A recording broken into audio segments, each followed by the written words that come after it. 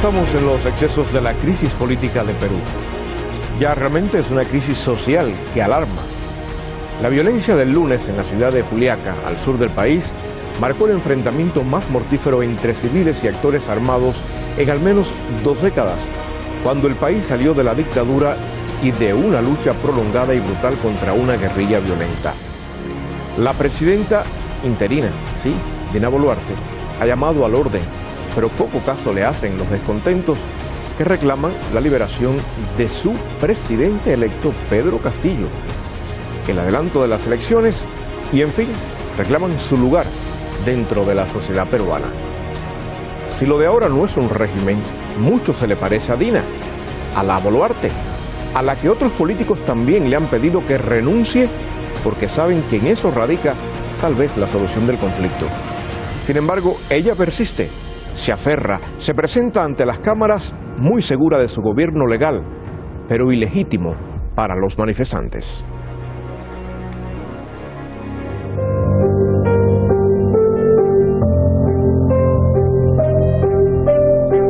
La tregua de Navidad de las manifestaciones antigubernamentales en Perú se hizo añicos tras los enfrentamientos violentos en Puno, Juliaca, sur del país, que en un solo día se cobraron la vida de al menos 18 civiles, además de herir a decenas de otras personas.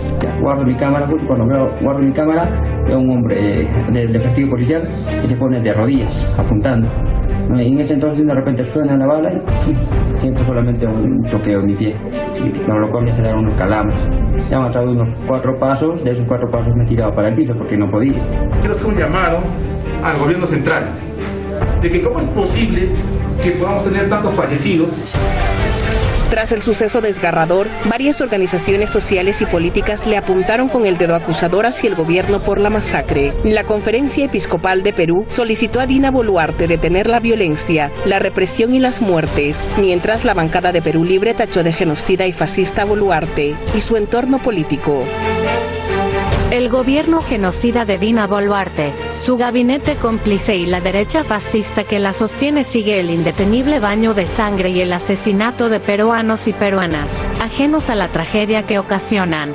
Las vidas aniquiladas tendrán su juicio de la historia y su condena. Incluso la Fiscalía de Perú abrió una segunda investigación a la presidenta Dina Boluarte por la carnicería de lunes en Puno. La pesquisa se llevará a cabo sobre los presuntos delitos de genocidio.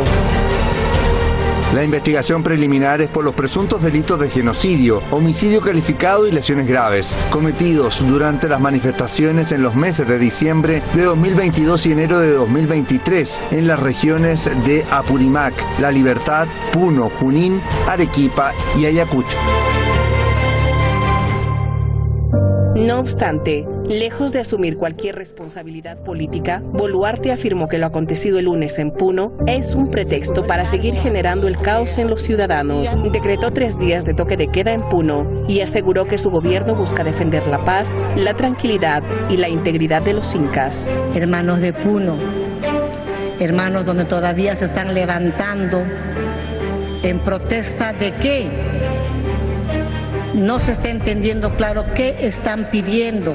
Las movilizaciones ya han llegado a su 8º día en el nuevo año. Los indignados exigen la renuncia de la presidenta Dina Boluarte y el cierre del Congreso, elecciones anticipadas para 2023, una nueva constitución y la liberación del expresidente Pedro Castillo, entre otras demandas. Estamos rechazando las actitudes del gobierno y del Congreso de la República ante el asesinato y matanza que está ocurriendo, como ejemplo de Juliaca y en otras regiones. Estamos reclamando nuestros derechos. Ese Congreso podrido golpista que se largue con la señora Dina genocida no nos representa para nada. En medio de esta crisis institucional, el Congreso de Perú respaldó el gabinete represivo de Boluarte y le concedió el voto de confianza.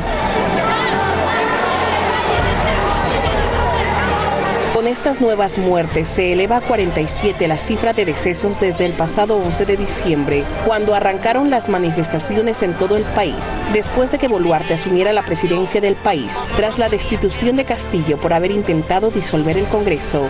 Una delegación de la Comisión Interamericana de Derechos Humanos llega este miércoles al país para evaluar durante 3 días la situación de las garantías individuales y revisar el alcance de las protestas. Así van las cosas por el Perú y nosotros desde Teherán damos una mirada a esta crisis y la analizamos también con nuestros invitados. Ya se los presento.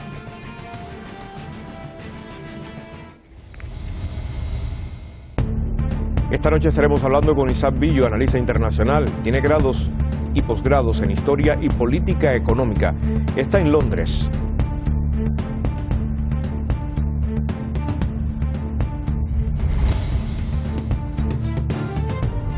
También nos vamos hasta Lima, a Perú. Allí está Junior Velasco Palomino, analista político.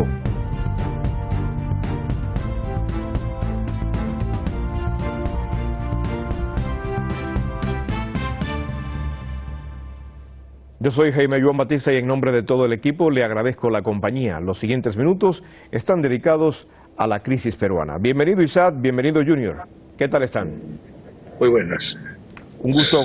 Buenas tardes con todos. Un gusto compartir con ustedes y voy a comenzar citando a la presidenta Boluarte a propósito de lo que veíamos en la pieza de entrada de nuestro programa. Decía la Boluarte, hermanos de Puno, no se está entendiendo claro qué están pidiendo. Ya se les ha explicado que los 4 puntos políticos, la renuncia, cierre del Congreso, el adelanto de las elecciones y la nueva Constitución no están en mis manos. Lo único que estaba en mis manos era el adelanto de las elecciones y ya lo propusimos, ha dicho Boluarte. ¿Y era eso lo único que tenía en las manos la actual presidenta Isaac? No, mira, en primer lugar quiero decir una cosa sorprendente. Tenemos 33 días, que eso, cuando Dina Boluarte cumplía 33 días, 47 muertos. Ojo, eso significa un muerto cada 17 horas. No hay en toda la historia del Perú un gobierno civil que haya matado 47 personas en sus primeros 33 días. No hay un solo gobierno democrático occidental que ha hecho lo mismo. De las 70 presidentas que ha habido en la historia universal, nadie ha hecho eso. Es la presidenta más sanguinaria de toda la historia planetaria. ¿Y qué pasa? La gente lo que quiere es que se vaya. Ella puede perfectamente renunciar. Ella perfectamente puede decir que me retiro, convoca elecciones adelantadas, llama a una asamblea constituyente y llama a disolver el Congreso. No lo quiere hacer. Simple y llanamente no lo quiere hacer. Ella ¿Está enamorada del poder? ¿Está enamorada del poder o estará recibiendo también indicaciones de algún agente externo, de los que están moviendo los hilos de la crisis? ¿Por qué no renuncia? Yo creo que las dos cosas, porque ella fue electa como de izquierda, que militaba en un partido que se reclamaba marxista, leninista y hasta comunista, y ahora se ha convertido en simple y llanamente en la mascota Dino de los picapiedras de la ultraderecha, y hace exactamente lo que le pide el fujimorismo. O sea, es simple y llanamente una marioneta de la ultraderecha. Y efectivamente, en mi opinión, es también una marioneta de la embajada norteamericana, porque ha sido la embajada norteamericana la que ha hecho todo lo posible por sacar a Castillo y reemplazarla por Dina Boluarte para tener al Perú más cercano a Washington. La señora, en verdad, no es una persona que gobierna por sí misma, y ahí mismo lo dijo. Yo quería poner a tal persona el primer ministro, pero no me dejaron, me pusieron a otro. Ella no maneja el poder, ella en verdad está manejada por los grandes poderes que están atrás. Se supone que ella era progresista, de izquierda, por ahí. No, ella tiene un gobierno de derecha, un gobierno militarizado, donde la policía actúa prácticamente como un partido político que llama a marchas, la fiscalía es prácticamente un partido político porque solamente persigue a los que le conviene. Y bueno, tenemos una dictadura, y realmente esto podría acabarse si la señora Dina renuncia, se cierra el Congreso y se da elecciones a una nueva Asamblea Constituyente, que es para mí la única alternativa para el Perú. Si no hay una nueva Asamblea Constituyente donde participen las 196 provincias, cada uno con un delegado, todos los pueblos indígenas, que son 50, los frentes de defensa, los sindicatos, las organizaciones populares, que esta Asamblea Constituyente discuta todos los problemas del país, reestructure la nación y dé paso a una nueva Carta Magna, no creo que haya solución a los problemas del país.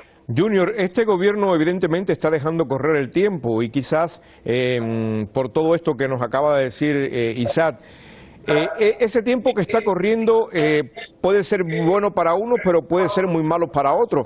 ¿A dónde puede llegar la crisis si no se pone freno? ¿Qué riesgo corre el Perú con tanta violencia ahora mismo?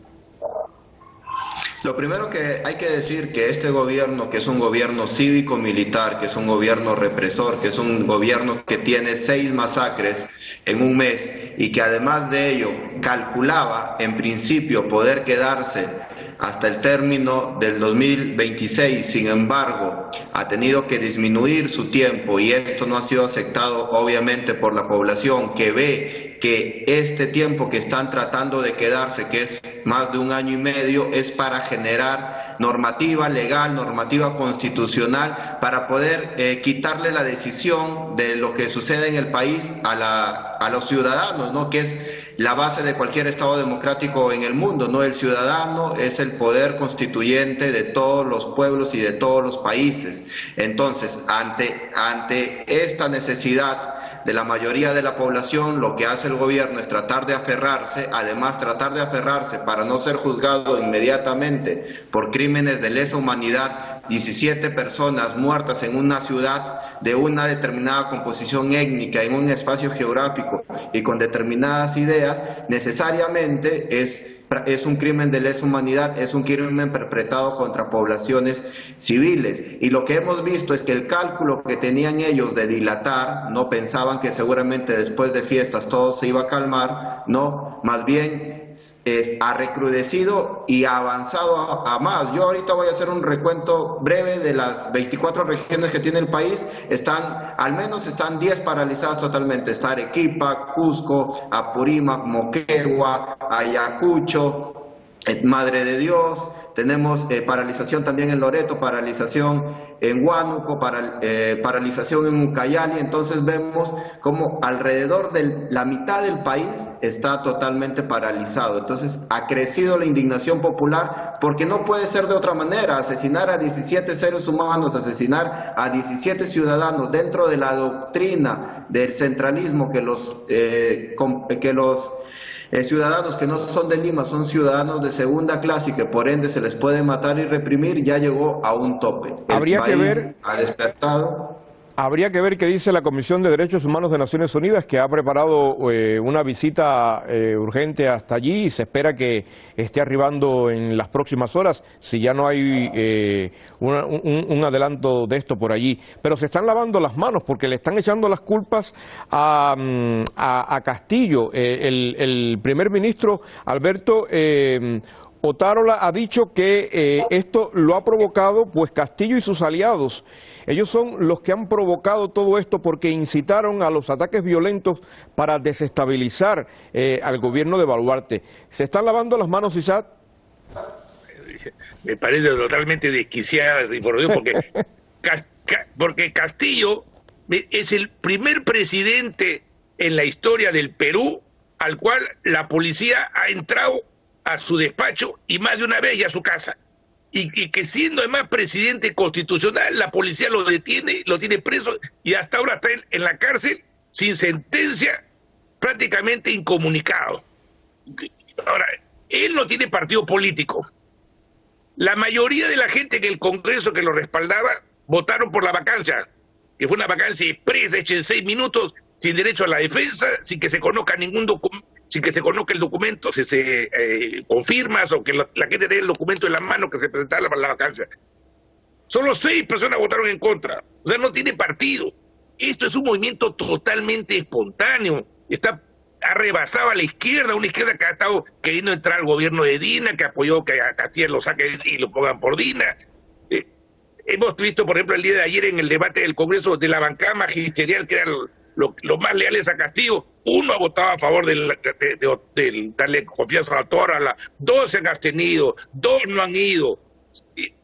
Realmente Castillo no está detrás de esto. La gente no pide que vuelva Castillo al gobierno, algunos lo hacen, pero la mayoría lo que pide es que se vaya a Dina, que cierren el Congreso y que den una nueva asamblea constituyente. Entonces no tiene nada que ver Castillo acá. Y además otra cosa, el gran error de Castillo es de que él debió haber llegado al poder el 28 de julio del 2021, movilizando cientos de miles en las calles y también cada vez que le hacía una moción de vacancia, hacer una gran movilización. Y si eso se hubiese dado, él no hubiese caído. Ahora, por lo que él ha caído y se ha generado un vacío, y él era un hombre que contenía la furia popular porque dialogaba con todo el mundo, se ha abierto la caja de Pandora. Es más bien la caída totalmente antidemocrática, antilegal de Castillo lo que ha abierto esta caja de Pandora, que no sabe ni cómo cerrarla. Y es eso, es la ultraderecha con su actitud. Pero fíjate, esa actitud y esa ultraderecha se están lavando las manos, lo sigo reiterando, porque han dicho que esto, sobre todo lo ocurrido recientemente en Juliaca, ha sido un ataque organizado, sistemático, de vandalismo y de organizaciones violentas hacia el Estado de Derecho y hacia las instituciones que estarían siendo financiadas por dineros foráneos, extranjeros y oscuros del narcotráfico. O sea, ya le están echando las culpas también a los agentes externos. Y quiero saber la opinión de Junior Velázquez al respecto, si esto realmente se apoderara también de los grupos del narcotráfico, ¿a dónde iría a parar la situación? Lo primero que hay que decir es que cuando se instala un régimen dictatorial, el primer asesinado es la verdad. Entonces tenemos un régimen que miente día a día, desde el momento en que se iniciaron las protestas. Para el régimen Boluarte han existido diferentes culpables, ¿no? Primero, ha sido el terrorismo, ¿no? El terrorismo supuestamente derrotado ya en los años 90. Posteriormente fueron los mineros ilegales. Después, los narcotraficantes. Ahora dicen que es los bolivianos y Evo Morales. Entonces, tenemos que más o menos una vez cada semana se va cambiando el culpable. Ahora dicen que es Pedro Castillo, incomunicado y encarcelado injustamente desde un penal. Entonces habría que ver qué gran red ha existido en el Perú de forma subterránea para ellos durante tanto tiempo que solamente han querido despertar y han despertado todas las redes en este momento. Lo que vemos es que no quieren asumir su responsabilidad. La población ha salido en principio de forma espontánea y ahora se están organizando frentes de defensa, se están organizando asociaciones por la democracia, porque nadie quiere regresar a la dictadura de los 90, eso tenemos que tenerlo bien claro. Si tú me preguntas por qué la gente marcha, porque nadie quiere vivir en dictadura y la única salida para que no se vuelva a una dictadura es la renuncia de Dina Boluarte, que se genere un gobierno de transición, elecciones inmediatas y una asamblea constituyente que, como mencionó Isaac al inicio, tome a todos los entes, porque si no vamos a seguir echándole la culpa a Evo Morales, que ya ni siquiera es presidente de Bolivia. Vamos a pensar que que los peruanos no tenemos ni siquiera la capacidad para organizarnos y movilizar. Esa es una cuestión despreciativa. O sea, se cree que la gente no tiene derecho a ejercer su ciudadanía y que más bien hay agentes externos que le dicen a la gente cómo ejercer sus derechos, lo cual es totalmente falso y es una prueba del desprecio inmenso que tiene las oligarquías y los partidos políticos de derecha frente a la posibilidad de que los pobladores de distintas provincias actúen como lo que son, actúen como ciudadanos. Isaac, evidentemente se mueven fichas para incluso llamar la atención de la opinión pública internacional. Por ejemplo, declararon no grato al embajador de México. Ahora le prohíben la entrada a Evo Morales al país y le acusan también de promover estos disturbios.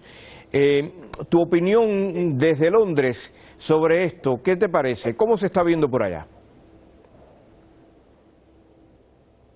Mucho lo que pasa en América Latina, pero interesante, he visto un artículo, creo que ha sido hoy o ayer, del New York Times, que es muy fuerte contra el gobierno de Boluarte. Es más, cuando fue la final de del Mundial, el New York Times, el principal diario de la principal ciudad del mundo, en su portada ponía el triunfo de Argentina y la masacre en Ayacucho, mientras que en el Perú no lo hacen.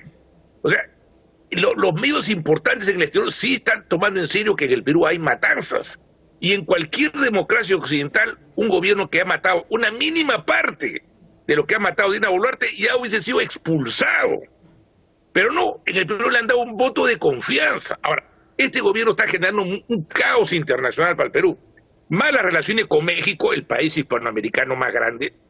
Malas relaciones con Colombia, el país hispano más grande de Sudamérica.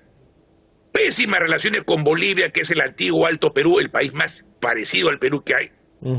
Y va a haber otros problemas, eso que todavía no estamos con Venezuela, con Nicaragua, con Cuba, que va a haber problemas. Ahora hasta Chile está denunciando lo que está pasando en el Perú. O sea, el Perú está pidiendo una imagen internacional, ¿no?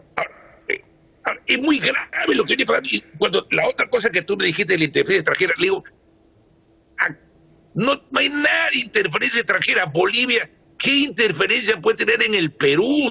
Si es un país pobre. No es lo que no quiere tener la élite de Lima, que son racistas o clasistas, es de que es un levantamiento espontáneo. Yo conozco a los aymaras de cerca, he vivido con ellos son el pueblo que vive entre Bolivia y Perú. Ajá. El aymara es explosivo, rebelde, y ni las balas que les han metido, porque han matado 19 personas en un solo día. Ustedes se imaginan 19 que han matado tirando disparos en las calles, y el 15 de diciembre 10 en Ayacucho. O sea, estas matanzas que van dándose en las ciudades, que tiran balas por todas partes, eso es los verdaderos asusadores, porque la gente no quiere esas masacres que no se han dado en la historia del Perú. En la historia del Perú, creo que solamente del año 32 se dio con Sánchez Cerro, que metió bala en la ciudad de Trujillo. Pero meter bala a una manifestación civil en capitales departamentales o en ciudades importantes, eso no se ha dado. Y fíjate, ya que hablamos de cuestiones internacionales, sí, mira la diferencia de lo que pasó en Perú con Bolivia. En Perú, la población de Ayacucho tomó un aeropuerto, y la de Juliaca un aeropuerto, que son aeropuertos locales con poco tráfico, y son ciudades de 15 o 16 o 14 ciudades de población del Perú. En Santa Cruz de la Sierra tomaron 2 aeropuertos, esos en Bolivia, que es la ciudad más rica y más grande de Bolivia. ¿Qué hizo el Lucho Arce, presidente de Bolivia? Reprimió a las manifestantes de derecha sin un solo muerto. Y liberó 2 aeropuertos, uno de ellos internacional e intercontinental. ¿Y qué pasó en Brasilia? Los ultraderechistas tomaron los 3 poderes del Estado, que hicieron un golpe militar para derrocar a Lula, y fueron sofocados sin un solo muerto. Entonces, ¿por qué en Bolivia se contienen protestas de la ultraderecha, y en Brasil también sin un solo muerto? Y en el Perú, muertos por doquier. Porque la diferencia es que en Bolivia y en Brasil esos gobiernos tienen apoyo popular. En el Perú, este es un gobierno que está sentado sobre la bayoneta, no tiene apoyo popular. Y lo único que tiene es balas. Y lo único que hace así, valuarte, es balearte. Al parecer, es como que hay un país en las calles y un país en el Congreso. Bueno, acabamos de ver cómo se ha dado el voto de confianza al gabinete. ¿Qué se dice de esto, Junior? ¿Hasta dónde puede ser la arrogancia, la prepotencia, estar ajenos a la realidad por parte de ese gobierno? En el país tiene 2 estados. El que no lo quiera ver, no se está negando la realidad, ¿no?